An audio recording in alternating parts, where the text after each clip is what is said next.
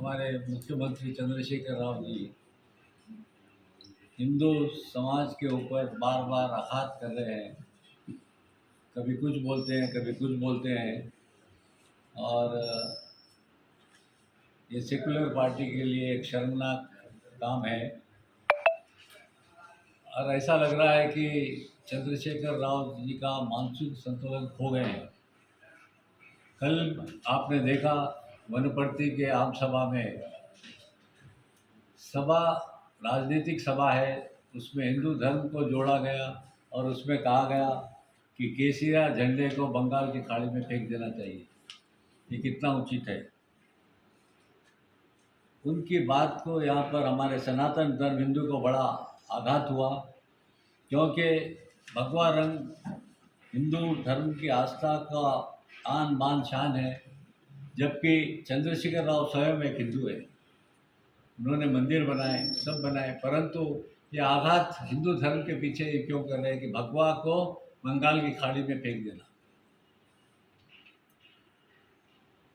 और इस तरह की टिप्पणियाँ आगे भी उनको आघात कर सकता है, उनके बात को आघात कर सकता है। और अगर वह इतने सेकुलर और धर्म के हरे धर्म के अन्य धर्म के हरे झंडे के बारे में भी ये कहते तो समझ में भी आता कि वे कुछ कर रहे हैं, परंतु वे नहीं करेंगे, क्योंकि अल्पसंख्यकों के वोट बैंक होना है उनको, इसलिए उनसे वो डरते हैं। हिंदू को ये एक टाइम पास के लिए बात कर रहे हैं उनके लिए, और हर बार हिंदुओं को वो करते आघात करते हैं, क्योंकि हिंदू भी तेलंगाना का एक नागरिक है और राष्ट्र का नागरिक है, हिंदुस्तान का एक नागरिक है, और हर बार उनको छेड़ना अच्छा नहीं है। इससे पहले भी उन्होंने कहा था कि हिंदुलू बंधुलू बंधुलू हिंदुलू कुछ कहा था, तो उसमें उनको आघात हुआ था। और वो छोड़ के अभी वापस वही का वही वो का वही कर रहे हैं। इसकी लगातार दी जा रही हिंदू विरोधी टिप्पणियों को सनातन धर्म और हिंदू धर्म के लिए बड़ा आघात हो रहा है। ऐसे में उचित मानसिकता का विरोध करते हैं, हिंदू धर्म की रक्षा व अस्थिरता। और ऐसा तो हिंदू के बहुत से फंक्शन होते हैं, उसमें आप कब कब रोकेंगे।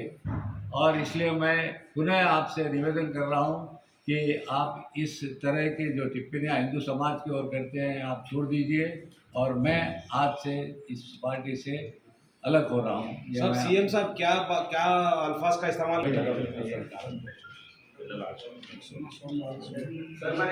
सवाल ही नहीं होता, क्यों बोलते इतने साल से आप इलेक्शन में, कारपोरेशन इलेक्शन में करे, 2018 में करे, जब मेंबरशिप नहीं, सो कैसा आप टीआरएस लीडर बने? आप लिया था मेंबरशिप? आप नए बोल रहे ना सर, कब बोला? अभी बोले ना नेक्स्ट की मेंबरशिप बोल रहा हूँ। अभी आगे आते ये तो खत्म हो आते सो नहीं, वैसा नहीं रहता ना, हर बार रिन्यू करना पड़ता। आपको अलग करता हूँ, मैं दुख के साथ कह रहा हूँ, क्योंकि जिस हिसाब से मैंने टीआरएस पार्टी में भाग लिया था, आया था, क्योंकि वे अच्छा कार्य कर रहे थे।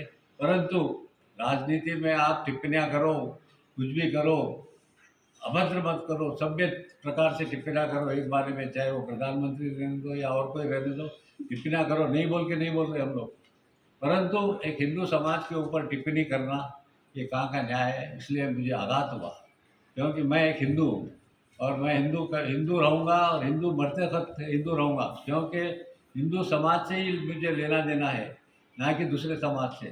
टीआरएस पार्टी में मैं इसलिए ज्वाइन किया कि भाई एक अच्छा कार्य कर रहे हैं और अच्छा कार्य करते हैं, उनको हाथ दूंगा, उनके साथ रहूँगा बोल के एक बात करा था। परंतु ऐसा लग रहा है कि मैं यहाँ नहीं रह सकता, मेरी मानसिकता यहाँ पर रहने लायक नहीं है, क्योंकि उनकी सोच अलग है, मेरी सोच अलग है। इसलिए मैं आज से इस पार्टी से मतलब त्याग दे रहा हूँ, मैं पार्टी से अलग हो रहा हूँ। हाल ही में उनके भगवे झंडे के अपमान दिए गए बयान पर माफ़ी मांगना चाहिए, खेद प्रकट करना चाहिए, क्योंकि जिस प्रकार से हिंदू समाज को, पूरे हिंदू समाज को एक ठेस पहुंचा है, इसलिए उनको इस पर माफ़ी मांगना चाहिए और शब्दों को वापस लेना, उनके शब्दों पर जोर देता हूँ कि उसको वापस लेना चाहिए। अन्यथा उन्हें बयानों के भविष्य में अनदेखा कर विभिन्न प्रकार के घोर विरोध का सामना करना पड़ेगा। आपने देखा कि किस तरह से चंद्रबाबू नायडू भी पीछे चले गए ऐसे ही उचक रहे थे, भाग रहे थे, दौड़ रहे थे।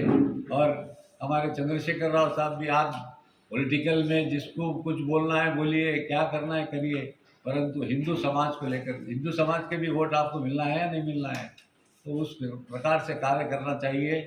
और ऐसे बयानों का विरोध करते हैं और आज टीआरएस पार्टी से पूर्णतः अलग होने की मैं घोषणा करता हूं। और आपने भी देखा कि किस तरह से वे हर छोटी चीज़ को आगे करते हैं। अभी हाल ही में यहाँ पर एक गोरक्षकों का भी हुआ था, उनके ऊपर ही केस बुक कर दिए गए, क्योंकि गोरक्षक को मारने के लिए एक वर्ग उनके पीछे गया था, परंतु यहाँ क्या हुआ, उल्टे उनके ऊपर ही हमला करा गया और उनको अरेस्ट किया गया। और एक आपने देखा कि अगर रहना है तो दो तरफ कार्य करना चाहिए। एक भाषण दे रहे थे और अजान हो रही थी और उन्होंने भाषण रोक दिया। क्या भाई आपको राजनीति में बोलते हैं क्या कि अजान होते समय भाषण